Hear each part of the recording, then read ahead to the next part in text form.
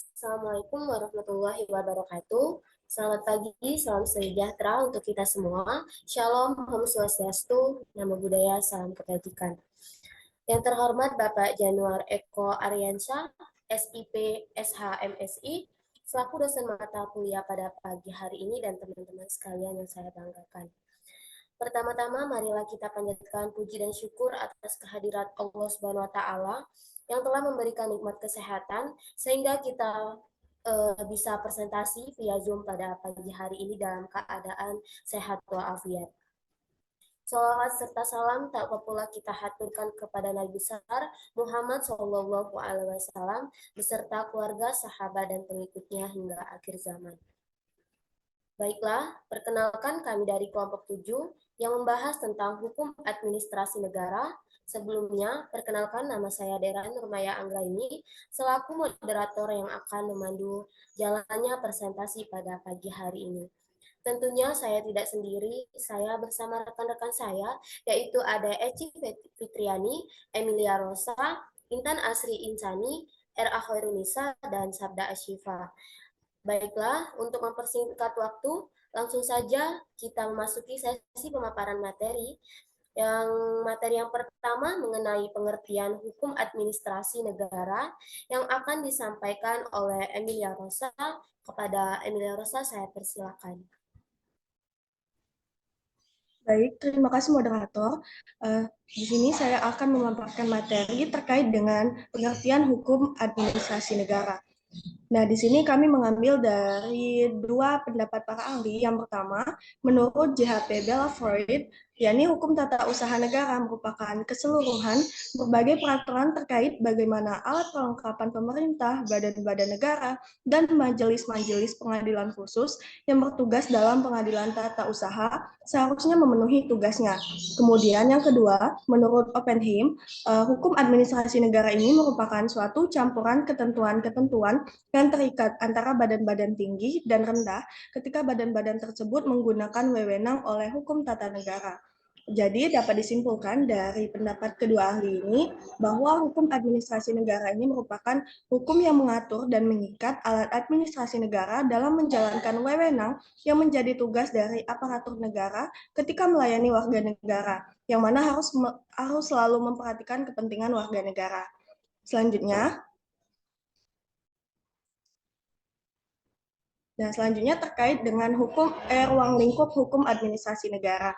Jadi istilah hukum administrasi negara ini berasal dari bahasa Belanda, yakni administrasi recht, yakni hukum administrasi negara, memaparkan terkait dengan peraturan-peraturan mengenai segala hal ihwal penyelenggaraan negara yang dilaksanakan oleh aparatur negara dalam mencapai tujuan negara. Ruang lingkup hukum administrasi negara ini meliputi wewenang dari lembaga-lembaga negara, baik itu lembaga negara pusat maupun daerah, perhubungan kekuasaan antara lembaga-lembaga negara, serta antara lembaga negara dengan masyarakatnya. Nah, isi dari ruang lingkup hukum administrasi negara, menurut Van Vollenhoven dalam bukunya, yakni Omtrek van het Administratie Recht, yang pertama itu yakni hukum tata negara, yang meliputi pemerintah, peradilan, polisi, dan perundang-undangan. Kemudian yang kedua yakni hukum perdata, kemudian yang ketiga yakni hukum pidana, dan yang keempat yakni hukum administrasi negara, yang mana di dalamnya meliputi hukum pemerintah, hukum peradilan, yakni hukum acara pidana, hukum acara perdata, dan hukum peradilan administrasi negara.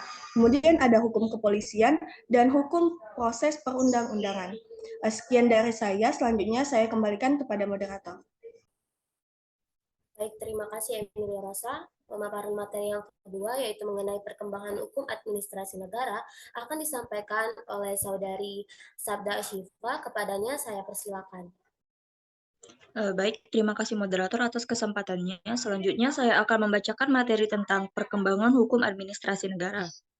Perkembangan hukum administrasi negara ini terbagi menjadi 3 masa. Yang pertama itu ada masa kolonial. Istilah yang digunakan untuk sistem ini adalah administrasi negara.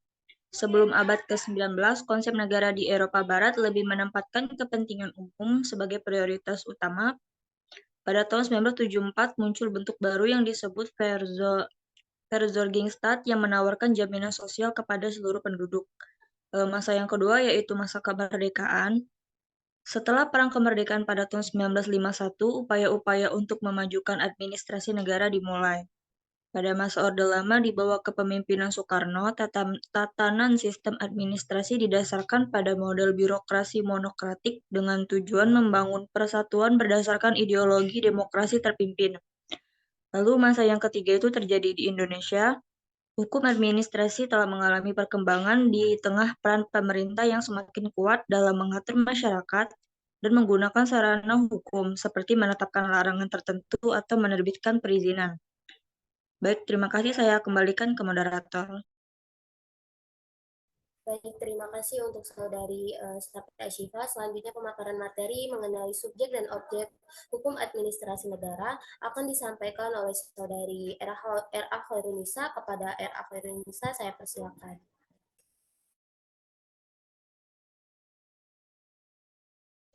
Baik, terima kasih kepada moderator. Selanjutnya, subjek dan objek hukum administrasi negara. Nah, subjek hukum sendiri berfungsi untuk mendukung hak dan kewajiban. Tidak semua individu atau entitas dapat mendukung hak dan kewajiban. Disebut sebagai pendukung hak dan kewajiban hanyalah mereka yang cakap. Menurut Van Apeldoorn tahun 1983, kemampuan untuk mendukung hak dan kewajiban didefinisikan sebagai kewenangan hukum. Kewenangan hukum sendiri adalah sifat yang diberikan oleh hukum secara objektif dan hanya dapat dimiliki oleh mereka yang diberikan oleh hukum. Nah, di sini ada beberapa contoh dari subjek hukum administrasi negara. Yang pertama itu ada pegawai negeri sipil atau PNS, yang kedua itu ada jabatan, yang ketiga ada jawatan, dinas dan badan usaha milik negara maupun daerah. Yang keempat ini adalah daerah swapraja dan daerah swatantra, dan yang terakhir ada negara. Selanjutnya, objek hukum administrasi negara. Nah, objek hukum administrasi negara sendiri merupakan objek masalah yang akan dibahas dalam hukum tersebut atau hukum administrasi negara. Nah, menurut Sohini, bahwa objek hukum administrasi negara sendiri sama dengan objek hukum tata negara atau HTN, yaitu negara merupakan subobjeknya. Nah, pendapat ini didasarkan pada gagasan bahwa hukum administrasi negara dan hukum tata negara sama-sama mengatur negara. Namun, hukum administrasi negara mengatur negara dalam keadaan bergerak, yang berarti negara dalam keadaan hidup. Sedangkan hukum tata negara ini mengatur negara dalam keadaan diam. Nah, adapun contoh-contoh dari beberapa objek umum hukum administrasi negara itu, yang pertama itu pegawai negeri, jabatan, badan usaha milik daerah atau negara, tata pemerintahan, tata keuangan, hubungan internasional, pertahanan negara dan keamanan umum, warga masyarakat, alat-alat perlengkapan, dan tentunya negara itu sendiri. Baik, saya kembalikan ke moderator. Baik, terima kasih R.A. Khairunisa. Selanjutnya pemaparan materi mengenai sumber-sumber hukum administrasi negara akan disampaikan oleh Saudari Intan. Kepadanya saya persilakan. Baik, terima kasih moderator. Selanjutnya yaitu sumber-sumber hukum administrasi negara. Sumber-sumber hukum administrasi negara adalah aspek ditemukannya aturan-aturan hukum serta segala sesuatu yang dapat menimbulkan aturan hukum. Sumber hukum administrasi negara terbagi menjadi dua, yaitu yang pertama, sumber hukum material, yaitu segala faktor yang membantu pembentukan hukum sehingga menimbulkan aturan hukum.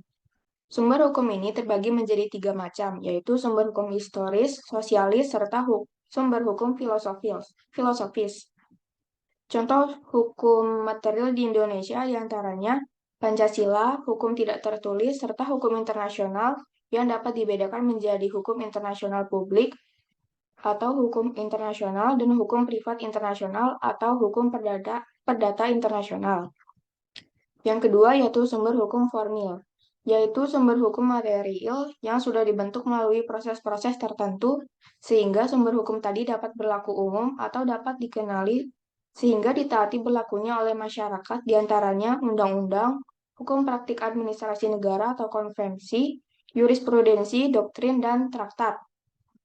Next.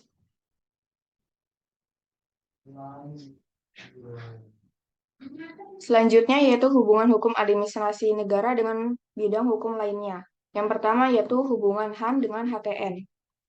Terdapat dua golongan pendapat tentang hubungan antara HAN atau hukum administrasi negara dan HTN atau hukum tata negara, mencakup perbedaan prinsip yuridis. Golongan pertama seperti Oppenheim, Van Vollenhoven, dan Logeman menyatakan HTN berfokus pada struktur negara, sementara HAN menitik beratkan pada administrasi negara. Golongan kedua yaitu Cranenburg, Prince, dan Prajudi Atsomundojo berpendapat bahwa tidak ada perbedaan prinsip yuridis. Perbedaan hanya terletak pada fokus pembahasan di mana HTN bersifat hukum, sementara HAN bersifat khusus pada administrasi negara. Yang kedua yaitu hubungan HAN dengan hukum pidana. Romain berpendapat bahwa hukum pidana merupakan hukum sekunder atau termasuk dalam bidang hukum HAN karena penetapan sanksi pidana merupakan salah satu upaya pelaksanaan HAN. Keterkaitan antara hukum administrasi negara dengan hukum pidana menurut Utrecht dapat dilihat dari segi penegakannya, di mana hukum pidana memberi sanksi istimewa baik atas pelanggaran hukum privat maupun atas pelanggaran hukum publik yang ada. Yang terakhir yaitu hubungan HAN dengan hukum perdata. Paul Scholten berpendapat bahwa hukum perdata merupakan reservasi terhadap hukum administrasi negara. Dalam artian, apa yang belum diatur oleh hukum administrasi negara, maka negara dapat menggunakan hukum perdata. Sedangkan Prince berpendapat bahwa hukum administrasi negara dapat dilengkapi dengan hukum perdata. Sekian, saya kembalikan ke moderator. Baik, terima kasih Intan. Pemaparan materi yang terakhir itu mengenai contoh kasus. Yang pertama itu ada pertambangan ilegal di Gunung Botak, Maluku akan disampaikan oleh Eci. Kepada Eci saya persilakan. Oke, baik. Terima kasih atas kesempatannya, moderator. Yang pertama, contoh kasusnya mengenai pertambangan ilegal di Gunung Botak, Maluku Utara. Pertambangan ilegal merupakan segala kegiatan operasional yang dilakukan baik itu oleh individu maupun kelompok, tidak dengan izin dari pemerintah dan dapat dijatuhkan sanksi. Gunung Botak di Pulau Baru, Maluku merupakan kawasan gunung emas yang dijadikan area pertambangan emas ilegal. Awalnya hanya berskala kecil, yang menggunakan peralatan sederhana, yaitu berupa wajan dan juga panci. Namun masuk pada skala lebih besar, menggunakan zat yang berbahaya untuk manusia, seperti merkuri dan juga sianida. Dari hal ini berakibat pada kawasan daerah tersebut mengalami kerusakan akibat kontaminasi zat yang berbahaya. Di bulan April 2021 lalu, terdapat 5 orang penambang emas ilegal di Gunung Botak, Kabupaten Pulau Buru, Maluku, tertangkap saat melakukan pertambangan pada area yang telah disegel oleh kepolisian di tengah pandemi virus COVID. Kemudian pada tanggal 24 Mei 2021, Polres Pulau Buru kembali melakukan penertiban terhadap para penambang. Sebanyak 19 orang penambang emas tanpa izin dengan menggunakan bahan kimia berbahaya berhasil diamankan. Diskresi diperlukan sebagai pelengkap asas legalitas yang menyatakan bahwa setiap tindakan administrasi negara wajib didasarkan pada ketentuan perundang-undangan. Dalam hal ini, pelaku utama yang menegakkan hukum administrasi adalah pegawai aparatur sipil. Penegakan hukum administrasi pertambangan berada secara ilimitatif pada pasal 39, pasal 78, dan pasal 79 tentang izin usaha pertambangan atau IUP, atau izin usaha pertambangan khusus atau IUPK. Kemudian pada berdasarkan pasal 34 ayat 2 huruf B Undang-Undang Nomor 4 Tahun 2009 tentang pertambangan mineral dan batu bara. Pasal 2 ayat 2 huruf B Peraturan Pemerintah Nomor 23 Tahun 2010 tentang pelaksanaan kegiatan usaha pertambangan mineral dan batu bara. Usaha pertambangan emas merupakan usaha pertambangan mineral logam menurut, serta di dalam Undang-Undang Nomor 4 Tahun 2009 Pasal 158 tentang pertambangan mineral dan batu bara menetapkan bahwa setiap orang yang melakukan usaha penambangan tanpa IUP atau izin usaha pertambangan, IPR atau izin usaha rakyat, IUPK atau izin usaha pertambangan khusus akan dipidana paling lama 10 tahun dan denda paling banyak 10 miliar. Itu saja dari saya kembalikan kepada moderator. Terima kasih Eci Fitriani atas pemaparan materinya.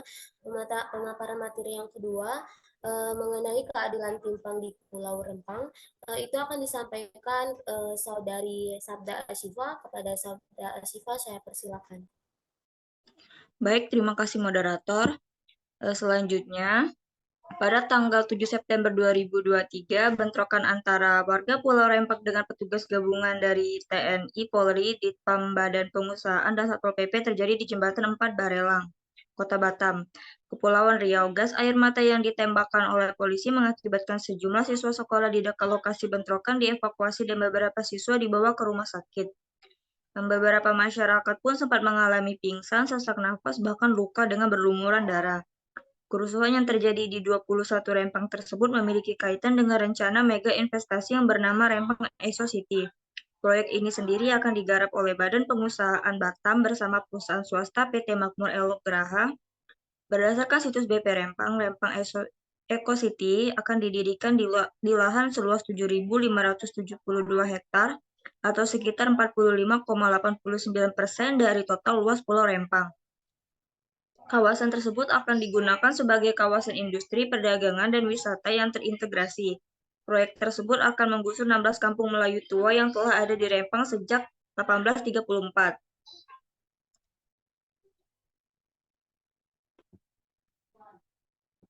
Tidak sampai di situ, mayoritas masyarakat adat yang menempati Pulau Rempang juga menolak direlokasi imbas proyek ini karena khawatir akan kehilangan rumah hidup mereka.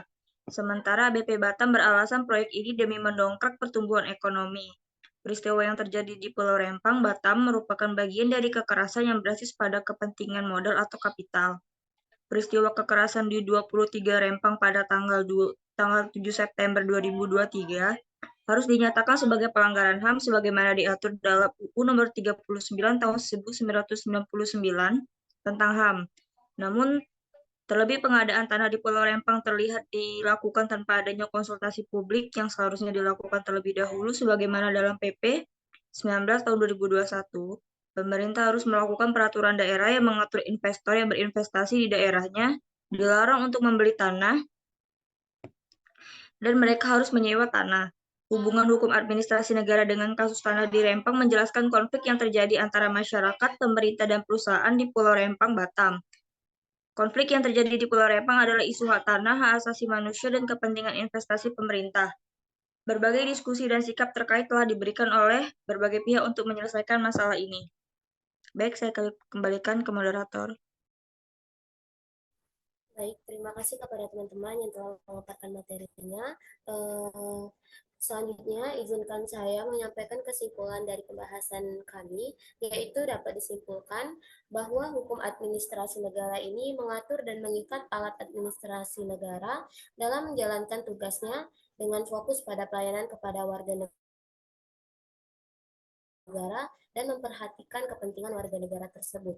Ruang lingkupnya mencakup hukum tata negara, hukum perdata, hukum pidana, dan hukum administrasi negara dengan perkembangan yang panjang dari masa kolonial hingga era Indonesia. Dalam pelaksanaannya, subjek hukum administrasi negara melibatkan pegawai negeri sipil, jabatan, dinas, badan usaha milik negara ataupun daerah, daerah swapraja, daerah swatatra, dan negara. Objeknya mencakup masalah yang menjadi fokus dalam hukum administrasi negara dengan sumber hukum material dan formil. Hubungan hukum administrasi negara dengan bidang hukum lainnya melibatkan hukum tata negara atau HTN, hukum pidana, dan hukum perdata. Penerapannya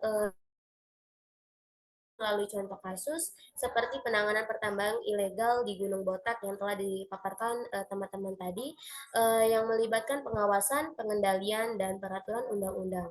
Selain itu ada juga contoh kasus yang kedua mengenai kasus seperti Pulau Rempang terkait kekerasan dan pelanggaran HAM terhadap masyarakat setempat. Tidak terasa sudah berada di penghujung presentasi, yaitu penutup. Saya selaku moderator meminta maaf apabila ada kesalahan dalam berjalannya presentasi, dan kepada Allah saya mohon ampun. Wabillahi taufiq wal hidayah. Wassalamualaikum warahmatullahi wabarakatuh.